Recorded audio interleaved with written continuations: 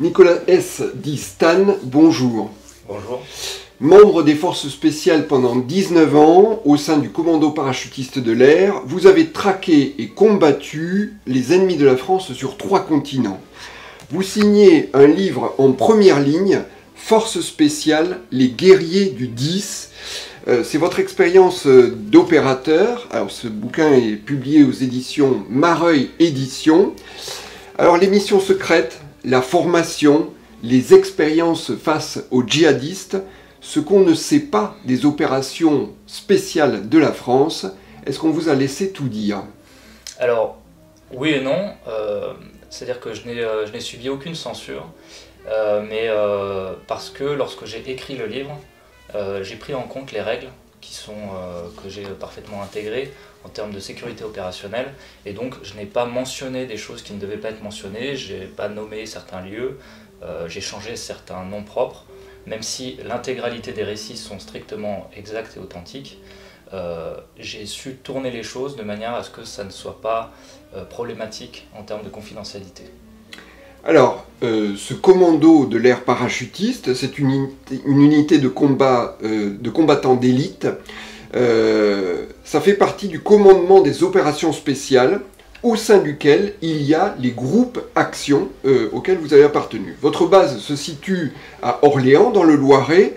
En quoi consistent vos missions dans ce cadre-là? Alors, les forces spéciales en France, c'est un écosystème qui est réparti sur les 3 armées, donc armée de terre, armée de l'air et marine. Et le commandement des opérations spéciales, c'est un commandement opérationnel qui dirige des opérations. Et pour les réaliser, il pioche des troupes dans ces 3 armées. Et quand on parle de forces spéciales, dans cet écosystème, il y a bien sûr des commandos, mais il y a aussi du renseignement, des aéronefs, hélicoptères, avions, et un soutien logistique.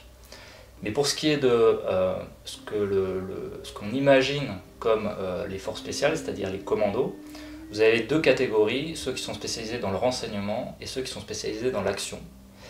Le CPA-10, auquel j'ai appartenu, fait partie de ces unités spécialisées dans l'action. Donc c'est vraiment ce que les gens imaginent quand on parle de forces spéciales. Il y a les commandos marines, le premier RPIMA dans l'armée de terre et nous dans l'armée de l'air. Et donc nous sommes ceux qui réalisent les actions sous les ordres du commandement des opérations spéciales. Alors 95% du temps, avec nos camarades des 2 autres armées, nous réalisons les mêmes opérations. Après, chacun a des spécificités de milieu. Une action nautique sera réalisée par les marins naturellement. Le premier RPIMA a des capacités un peu plus lourdes, notamment en termes de patrouille motorisée. Et le CPA-10, par sa nature aérienne, apporte une expertise dans tout ce qui est 3e dimension, que ce soit vis-à-vis du posé d'avions de transport, du guidage de frappe aérienne par la chasse, ou de chute opérationnelle, de parachutisme, où on a en proportion davantage de spécialistes que dans les autres armées. Et voilà. Et donc le pion tactique des forces spéciales, c'est le groupe action. Ça peut s'adapter en fonction de la mission, ça peut inclure plusieurs groupes action, et voilà, c'est une équipe de gens qui vivent et s'entraînent ensemble et qui font leur mission ensemble, et c'est ce pion qui réalise les missions qui nous sont confiées. Alors ces missions, en fait, elles sont aux avant-postes de certaines zones de conflit, sur des opérations de libération d'otages, sur enfin, voilà, quelle est la nature de ces missions pour le CPA-10? Alors, les opérations spéciales, puisqu'encore une fois, il n'y a pas vraiment de différence entre les différentes unités, on agit sur les mêmes théâtres, ensemble ou côte à côte, parfois dans des zones différentes mais proches. Donc on a des missions qui sont la plupart du temps très similaires. Et donc la nature d'une opération spéciale, c'est à travers la mise en œuvre de savoir-faire tactique, d'atteindre un objectif qui est de niveau stratégique. Stratégique, ça veut dire que ça répond à une volonté qui est directement au sommet des armées, voire au niveau politique. Et donc, naturellement, on pense aux libérations d'otages qui ont une importance politique majeure. Et donc, c'est aux forces spéciales qu'on fait appel pour ce genre de mission. Mais ça peut être aussi n'importe quel type de mission militaire qui nécessite une approche différente ou un rapport coût-efficacité en termes d'engagement qui fait qu'avec un petit volume, on va atteindre de gros effets à travers nos méthodes et nos savoir-faire. qui nous permettent, notamment via la discrétion et une forme de surprise, d'atteindre un objectif stratégique. L'exemple typique, le premier exemple d'opération spéciale documentée de l'histoire, c'est le cheval de Troie. Puisque avec une méthode atypique, un petit groupe de commandos grecs a réussi à pénétrer dans la ville de Troie et à ouvrir les portes. Et ce qui leur a permis de le réaliser, c'est l'effet de surprise qui a été apporté par cette méthode atypique. Et donc cet effet de surprise, il est par nature limité dans le temps. C'est-à-dire que la ruse du cheval de Troie leur a fourni un avantage jusqu'à ce que l'alerte donnée par les gardes troyens rameute suffisamment de troupes. S'ils n'avaient pas réussi à ouvrir les portes dans ce délai, la mission aurait été un échec. À partir du moment où ils ont réussi, la mission est un succès et ils accomplissent un effet stratégique à travers un procédé, somme toute, assez simple et tactique avec peu de moyens. Alors, pour mener ces missions atypiques, il faut recruter des ressources. Alors, le système de recrutement et d'entraînement de cette unité, on peut dire que c'est franchement sélectif.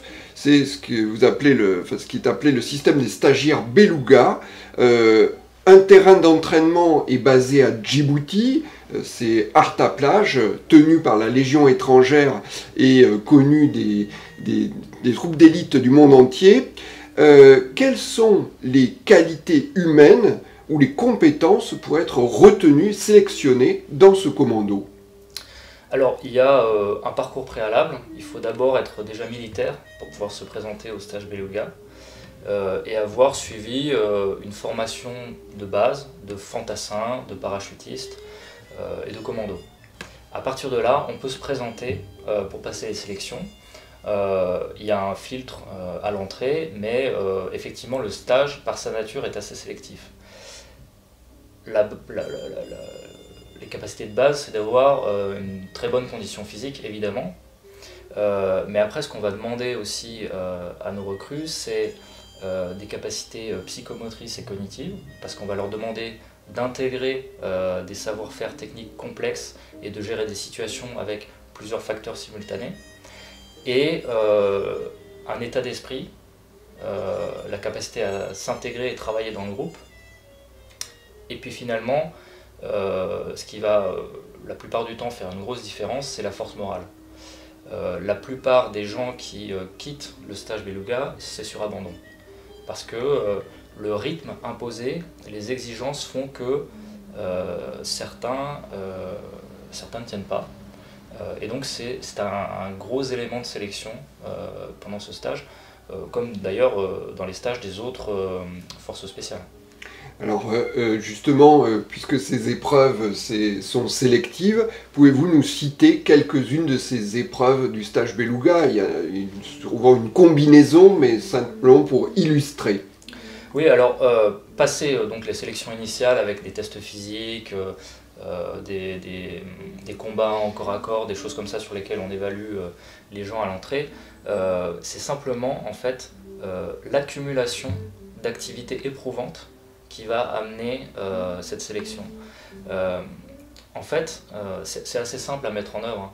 Il suffit de limiter le temps de sommeil et de rajouter des activités qui sont exigeantes. C'est-à-dire qu'on ne leur demande pas simplement de faire quelque chose, on leur demande de faire quelque chose de complexe et de le réussir. Et donc, en état de fatigue, des exigences assez pointues et un cumul important, ça amène un état de fatigue permanent, même si on s'aperçoit, en tout cas je l'ai personnellement éprouvé évidemment, qu'on a des ressources supérieures à celles qu'on pourrait imaginer. Mais la difficulté principale à mon sens, c'est cette force morale, c'est qu'au moment où on a accompli quelque chose d'éprouvant, de difficile, c'est de voir arriver l'instructeur qui nous dit, alors qu'on pensait qu'on avait réussi, qu'on allait se reposer enfin, qui arrive et qui donne une nouvelle mission, ou qui dit maintenant vous allez faire ça, alors qu'on a l'impression d'être déjà complètement épuisé. Ouais. Et donc c'est là que se fait la différence, c'est dans la capacité à passer au-delà. Et donc typiquement au début surtout, on a des épreuves qui jouent là-dessus, hein. C'est des marches très longues avec des sacs lourds, et qui se déroule de nuit en général. Oui, vous citez dans le livre une expérience assez extraordinaire où en plus c'est la nuit, vous avez des équipements extrêmement lourds et en plus vous commencez à marcher sur des choses un peu bizarres. C'est un champ de betteraves qui est pas on va dire, dans l'état où il est, et donc tout pour vous déstabiliser. Et au bout de cette nuit, les activités d'entraînement commencent à la fin de cette marche. Ouais. Donc on arrive, on a marché toute la nuit et là on commence la journée d'entraînement. Voilà. Donc c'est typique du rythme d'un stage Beluga.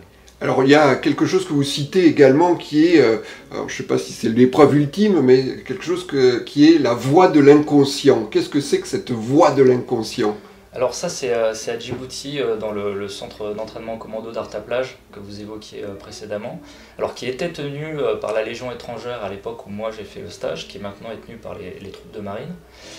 Et donc c'est un centre d'entraînement commando comme il en existe par exemple à Montlouis en France. Et dans les centres d'entraînement commando il y a ce qu'on appelle des parcours d'audace, des pistes d'audace. Et donc ce sont des parcours sur lesquels sont étalés différents obstacles qui mettent en œuvre, qui demandent de mettre en œuvre de l'agilité, de la force, de l'endurance. Et donc à Artaplage, il y a la fameuse voie de l'inconscient, qui est un parcours d'obstacles situé à flanc de falaise et qui est assez connu chez les troupes d'élite qui y sont passées. Donc c'est pas vraiment, je pense pas que ce soit particulièrement difficile en soi. En tout cas, moi, c'est pas un souvenir douloureux ou difficile, parce que, en fait, quand on est dans ce genre de troupe, on aime bien ce genre d'activité, on aime bien les défis physiques, et réaliser un parcours de ce type-là, c'est pas vraiment ce qui est le plus difficile. C'est dur physiquement, surtout qu'on doit réaliser des temps, mais c'est finalement assez plaisant. Pour quelqu'un qui a ce goût du défi et du challenge, ce qui est le cas de tous nos gars. Et donc c'est pas un souvenir difficile, c'est quelque chose de plutôt agréable. Ce qui est plus difficile, c'est les épreuves morales que j'évoquais un peu avant. Alors justement, pour être très concret, une mission, une fois qu'on est retenu, ça va être de sauter d'un avion en pleine nuit pour ensuite donner l'assaut sur un groupe de terroristes. Vous dites que vous recherchez des profils atypiques. Mais justement, pour faire ce métier, ces missions, est-ce qu'il ne faut pas être atypique pour se lancer dans cette aventure? Est-ce que finalement vous n'êtes pas une bande de fous furieux? Alors, y a deux côtés là-dedans. On cherche des gens atypiques parce qu'on veut que les gens pensent différemment. On a besoin d'une diversité de personnes pour avoir des approches différentes sur les missions qui nous sont confiées. C'est ça amène une richesse dans l'analyse. Et puis atypique aussi dans le sens où on veut des gens qui ne se contentent pas d'exécuter ce qu'on leur a enseigné. On veut que c'est des gens qui aient la curiosité et la passion pour toujours aller chercher des innovations, des nouveautés. Et puis après, pour ce que vous dites au sujet des fous furieux, alors oui, certainement, parce que dans ce qu'on fait, il y a une prise de risque qui est importante, il y a des épreuves qui sont difficiles, mais finalement, ce qu'on va chercher, je pense, c'est quelque chose qui est assez ancré dans l'homme, puisque si on remonte un peu de manière anthropologique dans la manière dont l'homme s'est construit sur la longue durée, on s'aperçoit que l'homme a été souvent un chasseur, il a été un guerrier, et finalement c'est assez ancré en nous. Tous les petits garçons, et même certaines petites filles, aiment bien jouer à la guerre, se donner des défis, combat, voilà, grimper un arbre, ce genre de choses. C'est quelque chose qui est assez ancré dans l'homme, et finalement, chez nous, on veut des gens qui ont gardé cet esprit, qui n'ont pas renoncé à leur rêve de gosse, en fait. Et alors ma femme se moque un peu parfois de moi, elle me dit « t'as pas assez joué à la guerre quand t'étais petit, et c'est pour ça que t'es devenu ce que t'as fait ». Mais je pense qu'il y a Alors on peut dire qu'on peut critiquer cet aspect en disant que c'est quelque chose de puéril, mais finalement, poursuivre ses rêves d'enfant et devenir un guerrier moderne, je pense que c'est un bel accomplissement. Et les gens qu'on recrute viennent chercher ça. Donc oui, il y a ce côté recherche de l'adrénaline, de l'action, même si parfois les gens peuvent se retrouver confrontés à des choses auxquelles ils ne s'attendaient pas. En tout cas, ouais, il y a vraiment ça au fond de nous. Alors, ce n'est pas qu'un jeu, hein, parce qu'effectivement, le 23 janvier dernier, le général Jean-Luc Daroux accueillait les nouveaux membres du commando parachutiste après 18 semaines de stage intensif. Il leur dit « Désormais, c'est une responsabilité immense qui vous attend, la tension palpable des infiltrations, l'adrénaline des combats, mais aussi, parfois, la douleur de perdre un frère d'armes. Cette douleur, est-ce que vous l'avez éprouvée ?» Oui, malheureusement. Alors, au cours des opérations de ces 30 dernières années, plus particulièrement des 20 dernières années, nous avons perdu 4 camarades en mission de combat. Je les connaissais tous, donc cette douleur, évidemment, comme mes autres camarades, je l'ai éprouvée. Et plus particulièrement l'un d'entre eux qui est tombé en mission avec moi, sous mes ordres. Donc oui, c'est quelque chose qui est très concret pour nous. Alors ce stage de sélection, Beluga, une fois que toutes les épreuves sont passées, une fois que, on va dire, tout le monde a validé, enfin ceux qui ont été retenus ont validé, comment se termine-t-il? Alors à la fin du stage, on a une semaine qu'on a baptisée semaine de tradition, qui est une forme de rite initiatique, pendant lequel les stagiaires qui ont réussi le stage, donc qui sont admis à rejoindre l'unité, conduisent une suite d'événements et d'actions qui contribuent à leur intégration complète dans l'unité. Donc ça commence par une marche de tradition qui s'appelle la marche du 602e GIA pour groupe d'infanterie de l'air, qui est une ancienne unité, une des 2 premières unités parachutistes de l'armée française, dont nous sommes les héritiers. Et donc c'est une marche qui fait 45 km sur une nuit et qui se termine devant le château de Chambord.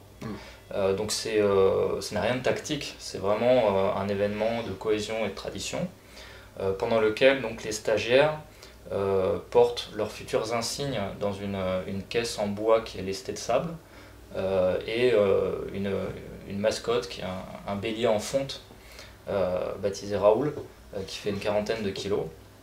Donc ils se relaient pour porter ça pendant la marche, mais bon, c'est pas grand chose par rapport à ce qu'ils ont fait pendant le stage. Et puis ils sont accompagnés par les gens de l'unité. Donc on les accompagne, il y a des pauses pendant lesquelles sont lus des récits de l'histoire de l'unité, et puis à la fin il y a un petit déjeuner devant Chambord, et si la météo le permet, un largage de shooters aussi devant le château. Et après il y a d'autres choses comme une visite de notre musée, une veillée d'une nuit devant la stèle où sont gravés les noms de nos morts au combat, et nos morts en service également, puisque malheureusement nous avons perdu quelques hommes en entraînement. Et ça se termine par la cérémonie officielle, qui est une cérémonie de nuit au flambeau, à laquelle assistent les familles des stagiaires, et pendant laquelle donc c'est une cérémonie militaire classique pendant laquelle des médailles sont remises, le général ou l'autorité qui préside la cérémonie lit un ordre du jour, donc vous avez cité par exemple un extrait pour le dernier d'entre eux, et les stagiaires se font remettre sur les rangs les attributs de l'unité, donc la fourragère qui représente les décorations collectives de l'unité, l'insigne de l'unité et le patch donc, qui se colle sur la tenue et qui symbolise l'appartenance au groupe. Alors, cette appartenance au groupe, on voit que c'est très fort. Ensuite, dans la vie de ce commando, il existe des temps d'échange avec d'autres entités, comme le RAID, la BRI ou le GIGN, qui, eux, ont la spécificité d'intervenir sur le territoire français, sur le sol national. Entre ces différentes entités, au fond, les techniques d'intervention sont-elles si différentes? Oui et non. Alors, comme vous l'avez dit, eux agissent sur le territoire national, nous jamais, toujours à l'extérieur. Il y a de grosses similarités en termes d'état d'esprit déjà, et puis sur une partie des techniques, effectivement, pour tout ce qui est notamment ce que nous on appelle le combat en milieu clos, donc l'investigation de bâtiments pour la capture, la neutralisation ou la libération d'otages. Donc là-dessus, on a des savoir-faire qui sont très similaires et très communs. Et c'est là-dessus en général qu'on échange et qu'on partage.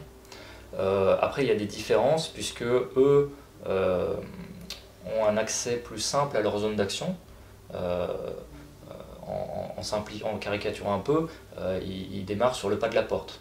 C'est-à-dire qu'ils ont tout un soutien autour et eux, leur mission se déroule du pas de la porte à la réalisation de la mission. Nous, il faut d'abord qu'on atteigne notre objectif. Oui, donc vous partez d'Orléans et vous devez aller dans une zone... On peut partir de France, oui. On peut partir d'un prépositionnement à l'étranger, mais il faut qu'on s'infiltre jusqu'à notre zone d'action. Donc ça va être un saut en parachute suivi d'une dérive sous voile et une marche d'infiltration. Ça peut être un posé en hélicoptère à proximité ou à distance. Et donc ça impose tout un tas de contraintes en termes de soutien, notamment soutien sanitaire pour l'évacuation, le traitement et l'évacuation des blessés, ou également en termes de matériel, parce que nous sommes limités dans le poids et l'emport de matériel que nous pouvons prendre avec nous. Donc on a des contraintes qui sont beaucoup plus lourdes à ce niveau-là. En revanche, nous bénéficions d'une plus grande liberté d'action, puisque nous ne sommes pas des forces de l'ordre, nous sommes des militaires, et donc le fait de donner la mort fait partie de notre mission. Ce n'est pas quelque chose, parfois on doit l'éviter, notamment quand on doit capturer quelqu'un, quand on doit libérer des otages évidemment, parce que capturer quelqu'un par exemple, c'est presque aussi difficile que libérer des otages. Si cette personne combat et ne veut pas se laisser prendre, c'est quelque chose qui est quand même qui nous expose beaucoup et qui est très difficile. Mais on a des règles d'engagement qui sont plus souples finalement quand même que les forces de l'ordre, qui doivent préserver la vie à tout prix. Et nous sommes seuls sur notre zone d'action. On n'est pas perturbé par des acteurs extérieurs, que ce soit des médias ou des intervenants, quels qu'ils soient, qui pourraient venir perturber notre action. À part des renforts ennemis, mais là c'est encore autre chose. On va en parler. Alors j'aimerais qu'avec vous on aille sur quelques théâtres d'opération que vous avez vécu. Alors pour commencer, l'Afghanistan. L'Afghanistan de Tora Bora, qui était la base d'Oussama Ben Laden. Alors cet Afghanistan, c'est un pays que vous décrivez comme le tombeau des empires. Russie, l'Union soviétique, les États-Unis. Vous passez par Jalalabad, pas loin des montagnes de l'Hindou-Kush. Alors vous décrivez avec beaucoup de détails, de précision, un quotidien de patrouille, mais aussi d'embuscade. Alors, quelque part, les forces spéciales en Afghanistan, c'est toute la mythologie de l'action secrète, non? Alors, oui, oui, dans le sens où l'Afghanistan a été...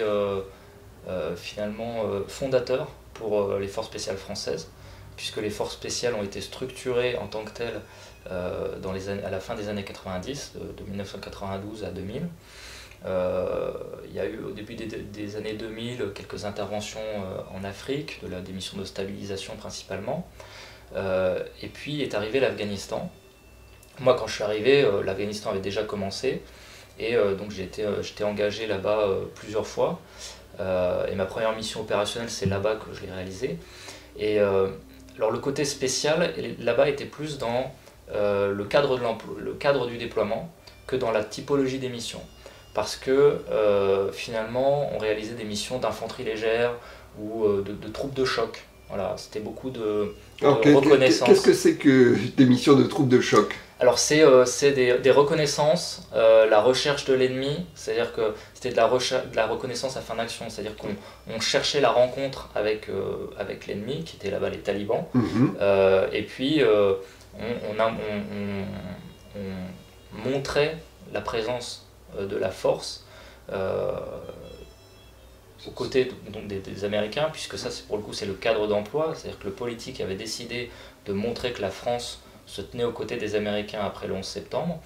Et c'est cette discrétion et cette volonté d'avoir un engagement réduit, on va dire, qui fait que la mission était spéciale. Mais la nature des missions, finalement, c'était voilà, des reconnaissances, c'est-à-dire qu'on partait en patrouille, comme vous le mentionniez, et puis on cherchait l'ennemi. Et on faisait du renseignement. En fait, le but était passer les premiers, on va dire la neutralisation du système Al-Qaïda qui s'était implanté en Afghanistan et qui s'en servait de base arrière. Le but était de traquer les résidus de cette structure et de s'assurer qu'elle ne puisse pas se reformer. Alors, le journaliste Jean-Christophe Notin a décrit de manière fine la vie des militaires français dans cette zone, dans un livre fameux, La guerre de l'ombre des Français en Afghanistan. Alors, je vais prendre sur un aspect géographique, mais du point de vue de la topographie, de la géographie, des paysages, une expérience marquante pour vous?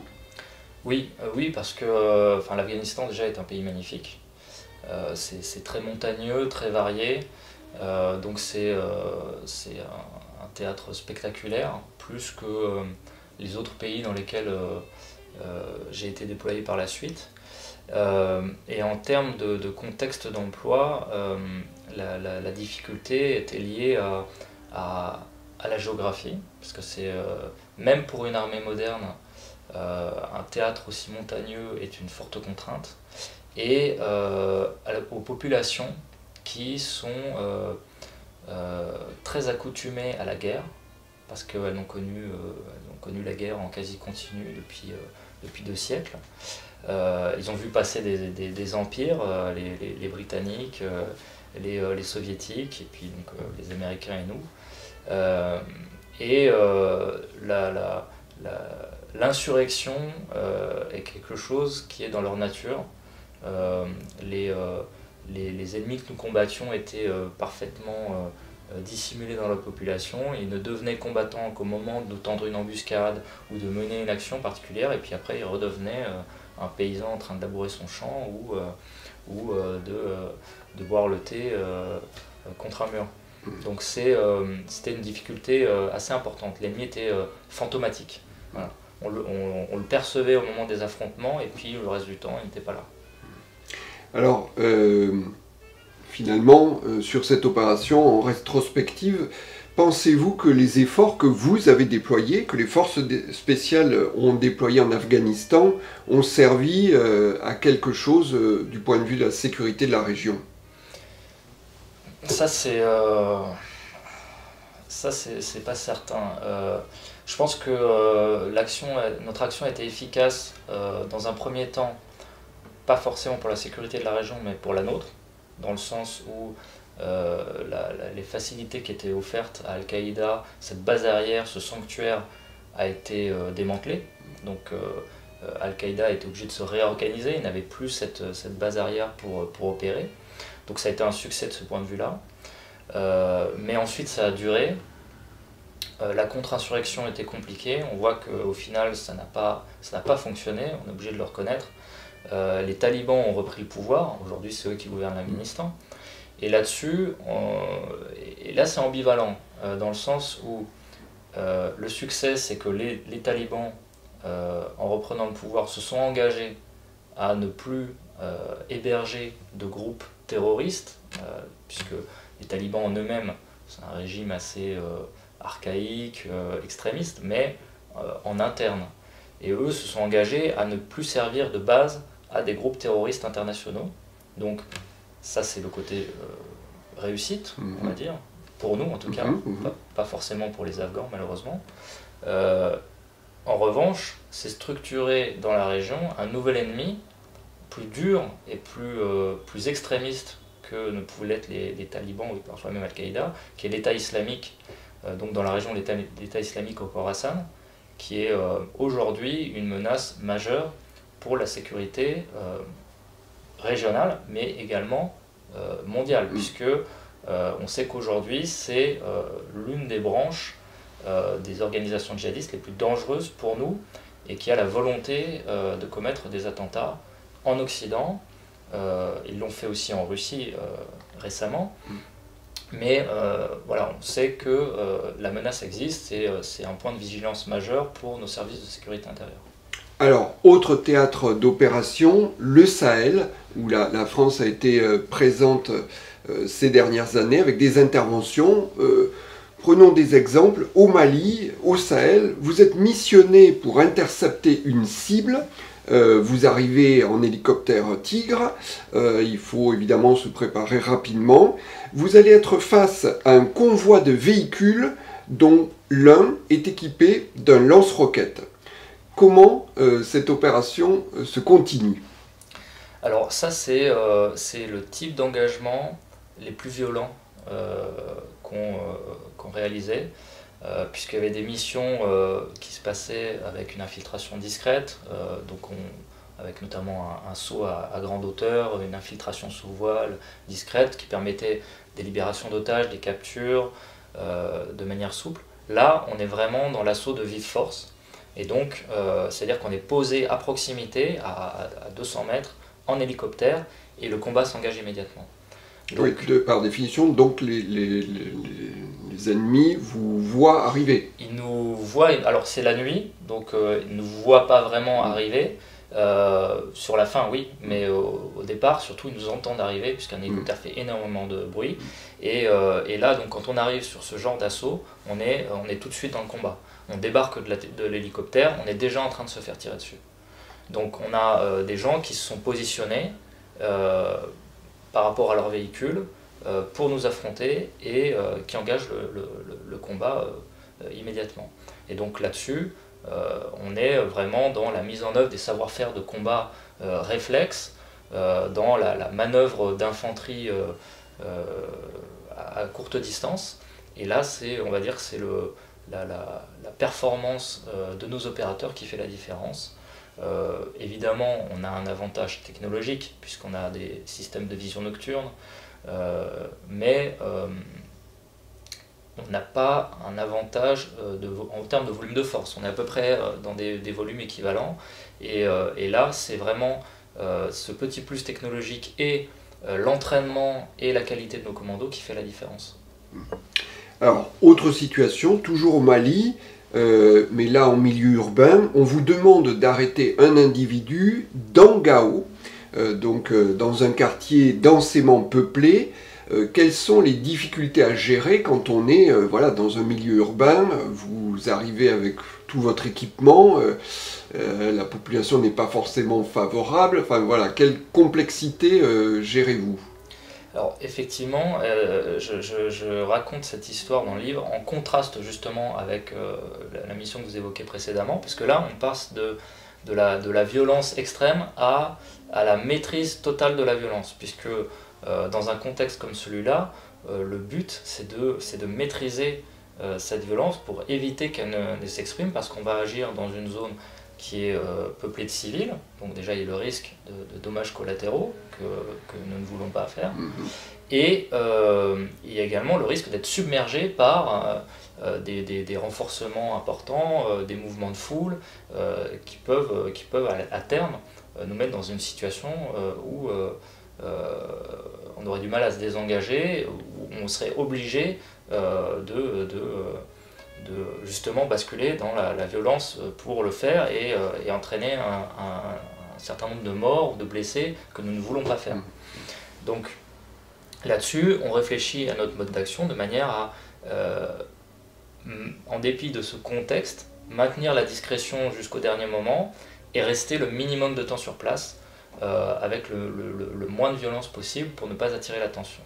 Et donc en l'occurrence, on avait choisi de se dissimuler dans un convoi de la force Barkhane, qui avait l'habitude de traverser la ville pour se rendre dans le désert, réaliser des patrouilles, des convois d'approvisionnement des bases, et de débarquer vraiment à proximité immédiate des bâtiments dans lesquels on pensait que se situait notre cible, pour aller le chercher le plus vite possible, avec deux groupes qui investissaient en simultané deux bâtiments le plus vite possible, de manière à trouver la cible, et ensuite repartir de la même manière, sans avoir éveillé l'attention aux alentours.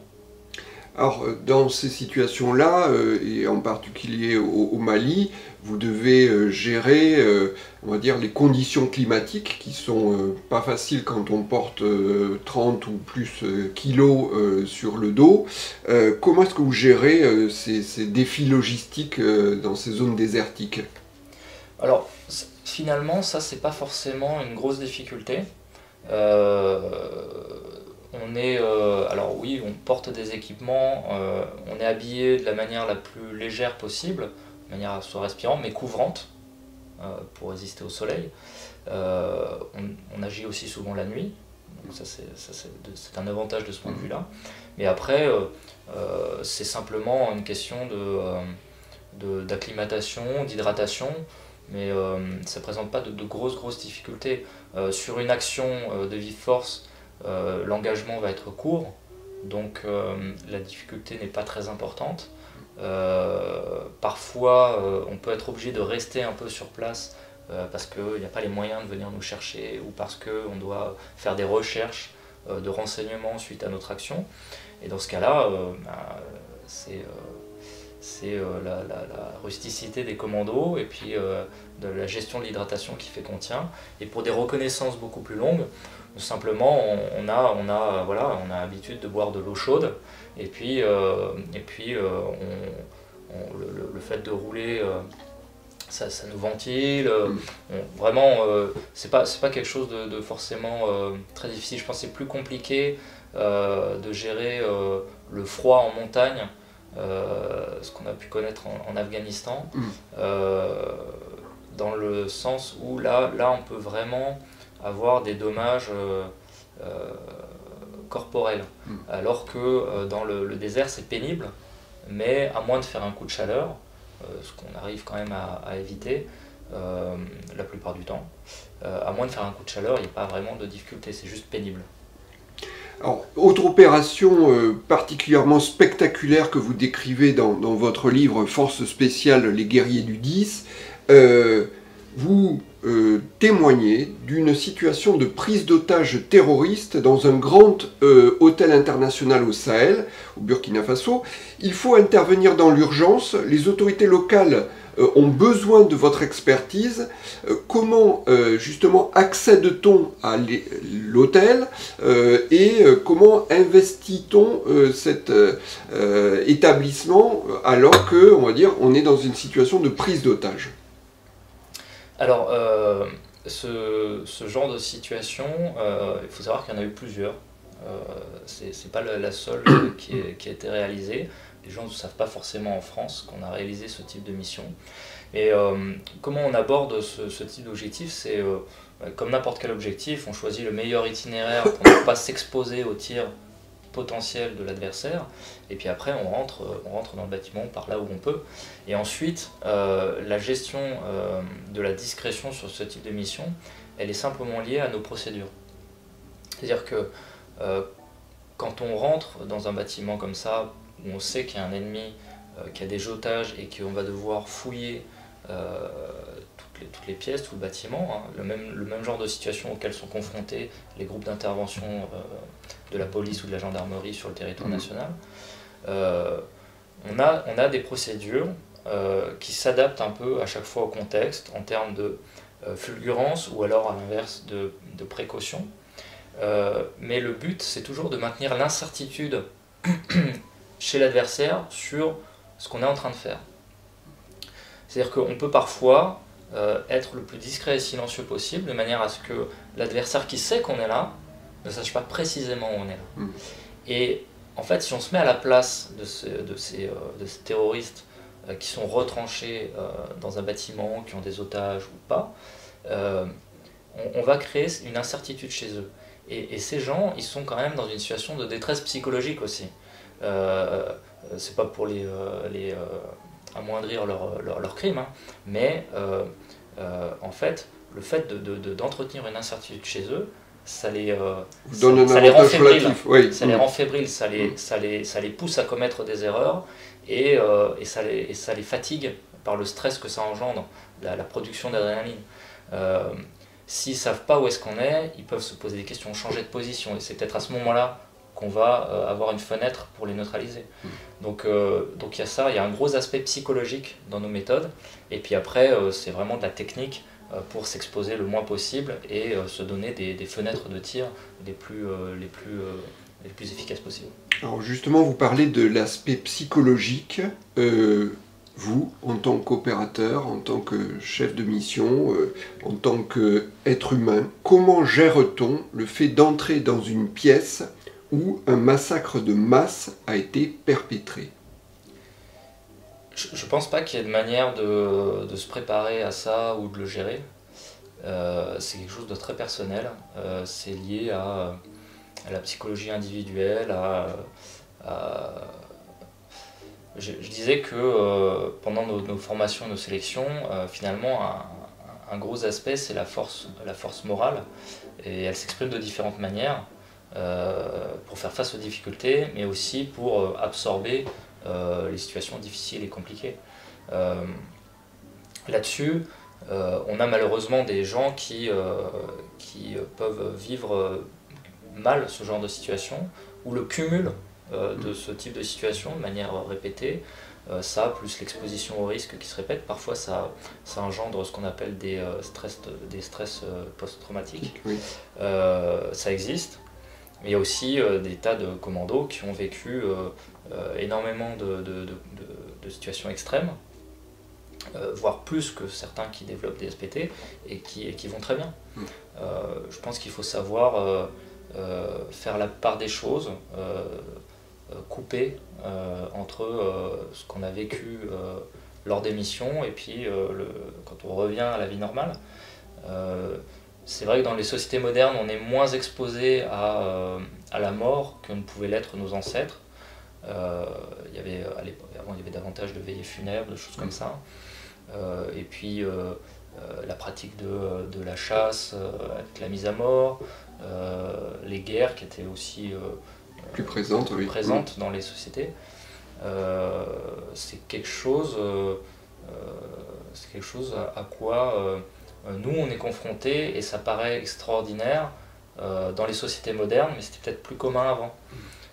Je pense que des pompiers qui interviennent sur des sites d'accidents, des accidents de voiture ou autres, où il y a des blessés très graves, sont soumis également à ce type de stress, et c'est quelque chose qui est géré. On a des entretiens psychologiques obligatoires en retour de mission. C'est plus ou moins nécessaire en fonction des individus, mais en tout cas, voilà, le maximum est fait pour essayer d'accompagner les gens qui en auraient besoin. Mais encore une fois, je peux pas vraiment dire qu'on se prépare de telle ou telle manière, c'est vraiment personnel.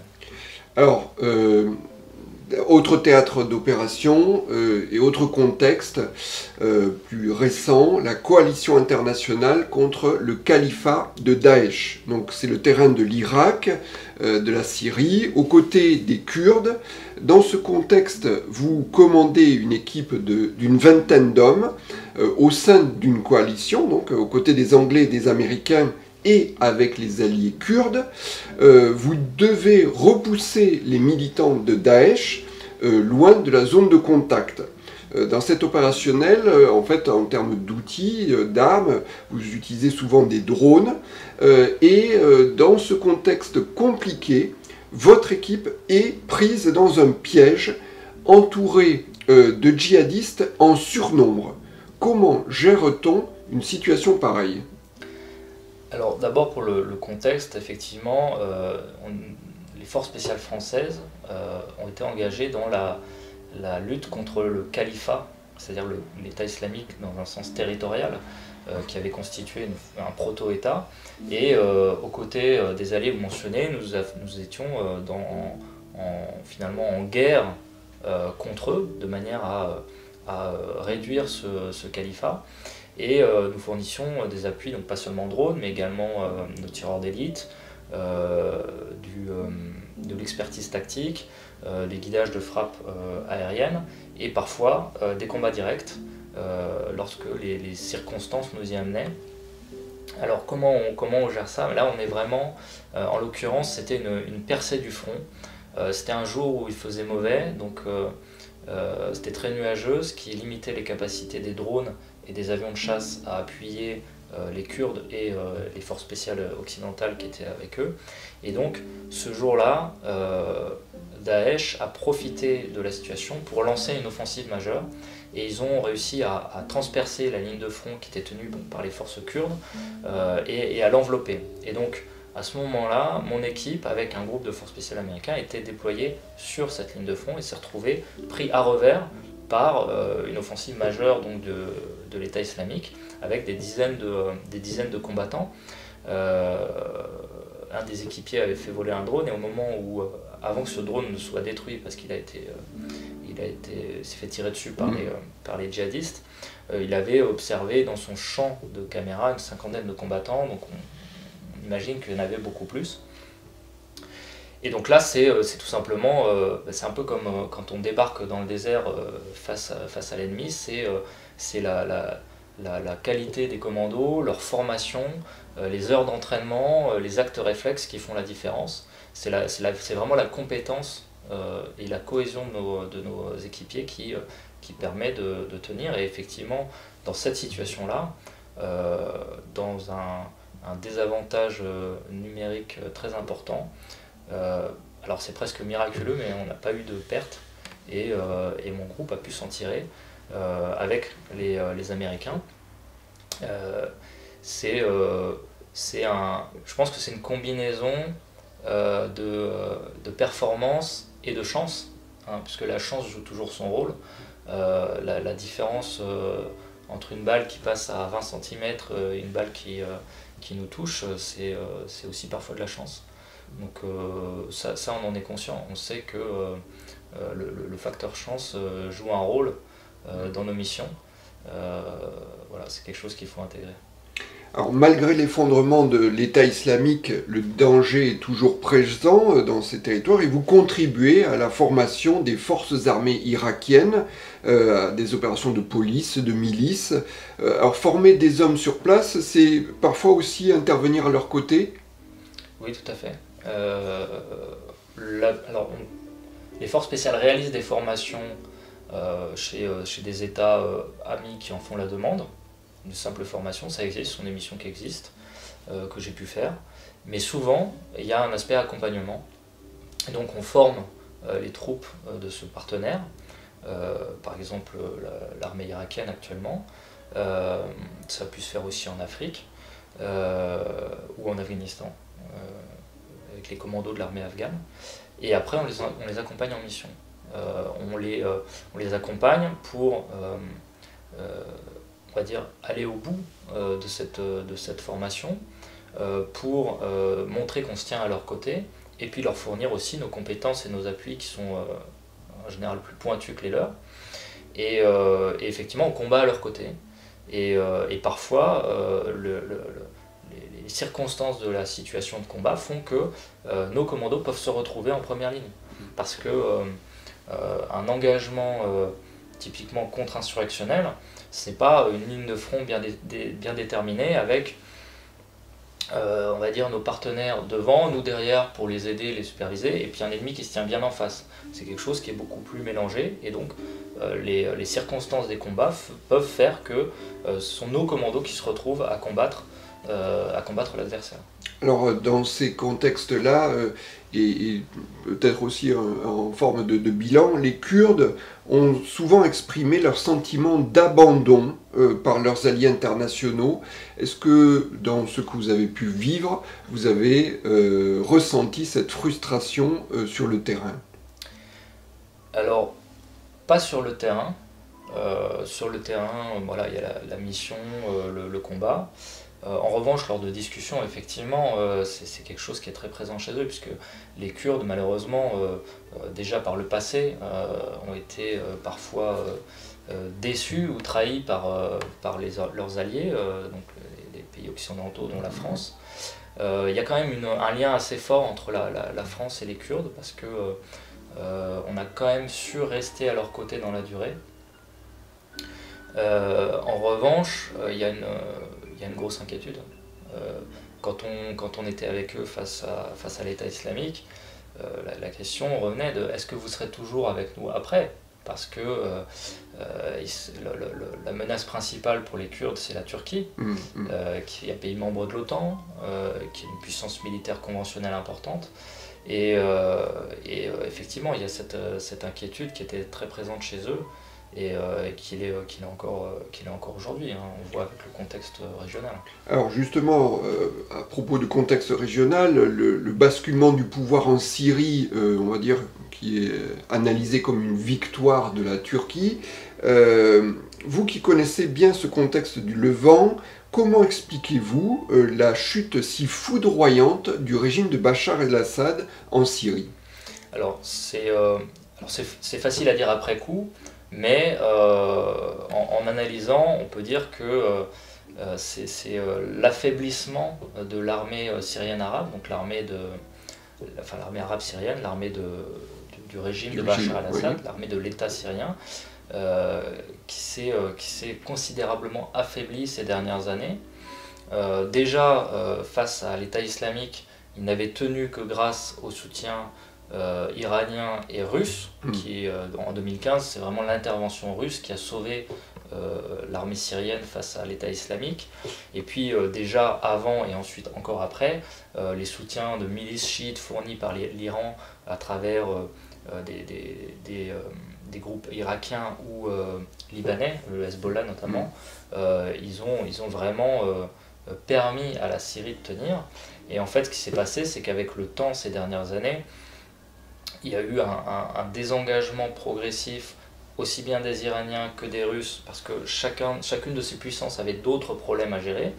Et en même temps, le poids du temps et de la crise économique syrienne, liée aux sanctions et à la perte d'une partie du territoire, qui fait que la Syrie n'avait pas les moyens de payer correctement ses troupes, de les maintenir motivés et vigilants. Donc l'armée s'est un peu défaite, et on a vu finalement ça a subjugué tout le monde. C'est qu'au moment où cette offensive majeure a été lancée par le HTS, l'armée syrienne s'est tout simplement effondrée sur elle-même parce que elle était depuis des années en difficulté.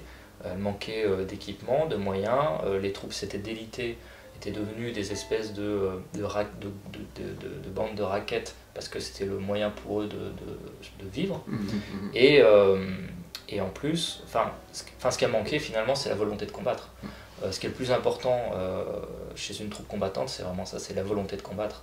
On peut manquer de moyens, on peut avoir un entraînement peut-être un peu approximatif. Si on a la volonté de combattre, on tient.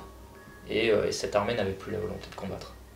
Alors, nouveau pouvoir en Syrie, ce futur État syrien va-t-il parvenir à unifier les différentes parties du territoire? Parce qu'on est encore dans une situation un peu de mosaïque. Est-ce que le nouveau pouvoir, d'après on va dire, votre expérience personnelle, votre regard, est-ce que ce nouveau pouvoir aura ce pouvoir, cette capacité plutôt? Alors, je pense qu'ils en ont le potentiel, de par leur cohésion et la volonté de combattre, ils l'ont. Ils ont un élan, puisque leur succès initial forcément les galvanise. Ils bénéficient du soutien de la Turquie, qui est la puissance régionale majeure. Donc je pense qu'ils en ont la capacité. Est-ce qu'ils vont réussir? Personne ne peut le dire. Tout ce que je peux dire, c'est que, à mon avis, s'ils le font, ce sera par la violence. Le contexte syrien, la diversité des groupes, l'histoire récente font que seule la violence, malheureusement, unira ce pays. On reprochait au régime de Bachar el-Assad d'être un régime tyrannique, violent. Le prochain régime le sera également. C'est, à mon avis, le seul moyen de construire et maintenir la cohésion de l'État syrien moderne. C'est un simple constat.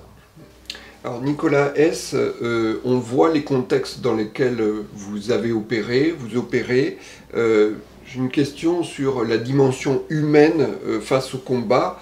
L'écrivain Sylvain Tesson dit « Ces hommes en ont assez vu pour développer une lucidité intérieure légèrement désabusée et sarcastique.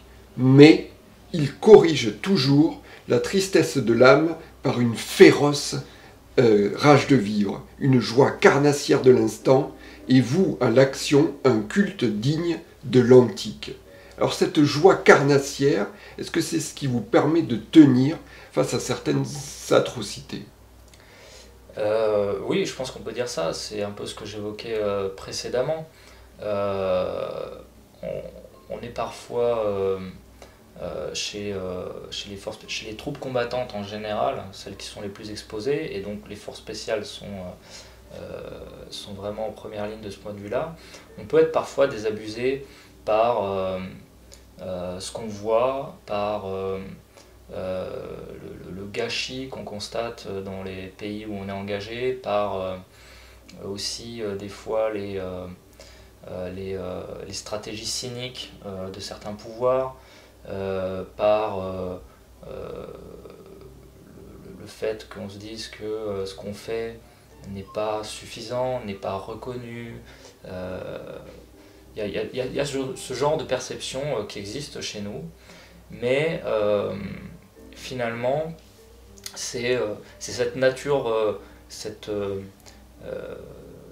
nature de combattant qui est vraiment ancrée en nous. On est un peu accro aux opérations chez nous. Quand on est en France, quand on s'entraîne, quand on se prépare, on n'attend qu'une chose, c'est de partir en opération et d'aller au combat. On n'a pas envie d'aller simplement faire du tourisme et de visiter des pays. Ce que les hommes recherchent, c'est vraiment l'engagement. Quand on a différents déploiements qui se déroulent en parallèle, sur lesquels on assure des relèves, puisqu'on a des départs sur alerte imprévus, et puis on a toujours des déploiements permanents sur lesquels on mène des actions de manière répétée, et puis sur lesquels nos groupes se relèvent. Et bien, quand il y a différents déploiements, et qu'il y en a un qui est un peu plus tourné vers l'action ou plus offensif que les autres, c'est sur celui-là que tout le monde se bat pour aller, et il y a une petite compétition interne pour aller là où c'est le plus dur finalement. Parce que c'est ce qu'on cherche en fait, quand on s'engage dans ces troupes, c'est pour combattre, c'est pas pour s'entraîner et rester à la maison. Alors justement, mais vous qui avez été chef de groupe action et chef de mission sur les 3 continents face à ces grands dangers, comment fait-on pour concilier cela avec une vie affective ou amicale en France? Alors c'est pas forcément simple. Moi je suis marié avec ma première femme, j'ai pas connu le divorce, j'ai 3 enfants, donc j'ai réussi à construire une vie familiale à côté. Je pense que tout le mérite en revient à ma femme. C'est vraiment elle qui a su avoir la force d'âme et le courage de vivre à mes côtés. Parce que quand on a un mari qui part chaque année pour plusieurs mois en mission, quand on sait les risques que ça représente, ça nécessite une sacrée force morale aussi chez nos compagnes. Et donc je pense que du point de vue affectif c'est possible, à condition de trouver la bonne personne. Il y a des gens qui lâchent leur passion, que ce soit chez nous ou dans d'autres domaines, qui lâchent leur passion pour quelqu'un et qui rompent ou qui sont quittés quelques mois plus tard. Donc en fait, mon point de vue, c'est que quand on aime quelqu'un, on l'aime entièrement et ça inclut ses passions et ses engagements. Moi j'ai eu la chance de trouver la bonne personne. On est assez nombreux dans ce cas-là, on est quand même un certain nombre à avoir des vies familiales chez nous, même si initialement ça peut être difficile. Pour les amitiés, c'est un peu plus compliqué. Moi, c'est vrai que la plupart de mes amis aujourd'hui, c'est des camarades. J'ai quelques amis, j'ai encore quelques amis à côté, mais c'est difficile à entretenir avec le rythme qu'on a. Alors, autre aspect, peut-être plus ludique, dans la vie du CPA10, il y a certains jours spéciaux. Je crois qu'il y a 2 ans, Miss France, Diane Lair, est venue faire un saut en parachute avec vos équipes. Comment a-t-elle géré les contraintes de l'exercice? Alors moi j'étais pas là ce jour-là, j'étais en mission, mais c'était pas la seule fois. Il y a plusieurs Miss France qui sont venus, il y a eu des journalistes ou des présentateurs télé, quelques personnalités parfois qui nous sont amenés par les services de communication du ministère, et notamment effectivement pour réaliser de sauts en tandem, parfois dans le contexte du 14 juillet. Donc c'est quelque chose d'assez simple, hein, puisque c'est pas des exercices difficiles pour eux, on les prend en charge, on leur explique, et puis finalement c'est presque comme faire un saut en tandem dans un paraclub. La différence c'est qu'on saute d'un plus gros avion, qu'il y a le matériel autour, et puis le contexte qui est spectaculaire, mais c'est plus une petite gestion du stress à leur niveau, mais les personnes qui viennent sont volontaires, donc à partir du moment où on est volontaire, après ça se passe très bien. Alors Nicolas S, vous êtes arrivé à la fin de votre carrière opérationnelle, avec toute l'adrénaline qu'on suppose, le goût de l'action que vous nous partagez. Est-ce que ce n'est pas trop dur de poser les Rangers? Si, c'est dur. C'est dur, et je pense que le livre fait un peu partie de ma thérapie. Le fait de témoigner sur tout ce qu'on a pu faire ces 20 dernières années avec mes camarades, c'est une manière de tourner la page. Et puis après, je vais essayer de trouver quelque chose qui me permette de continuer à m'engager dans ce que je fais. C'est une chose à laquelle je vais m'atteler dans les mois qui viennent, de trouver une deuxième partie de vie qui arrive à me stimuler, peut-être pas autant ou pas de la même manière du moins, mais à me stimuler différemment. Cela dit, quelque part, je suis rassasié. J'ai la chance d'avoir connu un âge d'or de l'engagement des forces spéciales. J'ai fait vraiment tout ce que je voulais faire, et même plus que ce que j'imaginais en entrant dans les forces spéciales. Donc je peux vraiment pas me plaindre de ce point de vue-là. Alors, je ne sais pas si vous aviez cette vocation quand vous aviez 18 ans, mais si là, maintenant, vous aviez à prendre un café avec le jeune Nicolas que vous étiez à 18 ans, les yeux dans les yeux, sur le plan de la vocation et de la vie qui va avec, que lui diriez-vous? Alors je lui dirais de foncer, de suivre ses aspirations, et de saisir toutes les opportunités qui se présentent. C'est presque ce que j'ai fait. J'ai saisi la plupart des opportunités parce que j'ai un peu changé de voie dans mon parcours au cours de mes jeunes années, et donc je lui dirais de faire ça, de foncer, parce que moi je regrette rien, et je pense que c'est ce qu'il faut faire dans la vie. Il faut suivre ses passions. Nicolas, merci beaucoup. Merci à vous.